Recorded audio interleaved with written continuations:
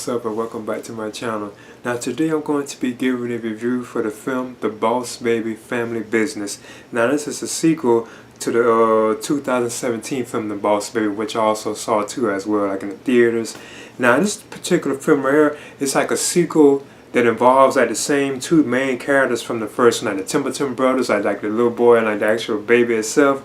Now this time they're actual adults now, but then something happens, like the actual like daughter of one of the Templeton brothers, his actual daughter turns out to be like a baby that was kind of similar to like the Boss Baby from the first one. Like she could speak and all that, you know. So she just basically undercover, but she actually needs their help to stop like this new enemy known as I forget what his name is called. Yeah, like he's known as the Professor, and he's played by voiced by Jeff Goldblum.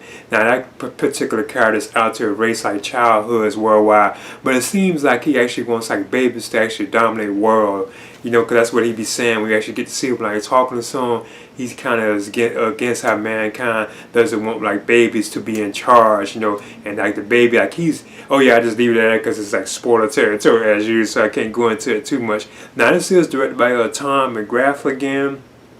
Now this time, I thought it was just an okay film, but I must admit it was like a bunch of like laughs throughout the film. There was moments where I really did like laugh, you know. I thought it was like whatever it was like funny, but I still don't think it was probably as good as like the first one.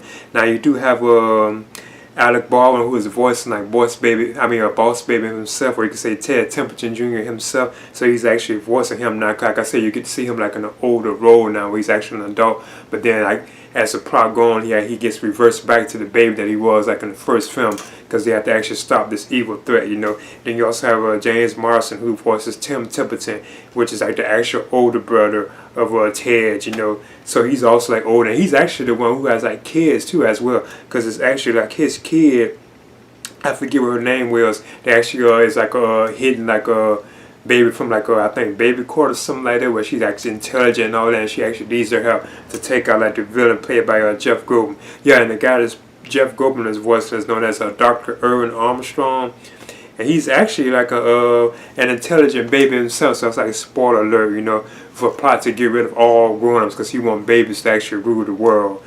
Now there's like other characters and so on through the film, like Eva Longoria, you know. You also said the Templeton's parents return too, but they're like older. Jimmy Kimmel, Lisa Kudrow, all them voice like various characters throughout the film.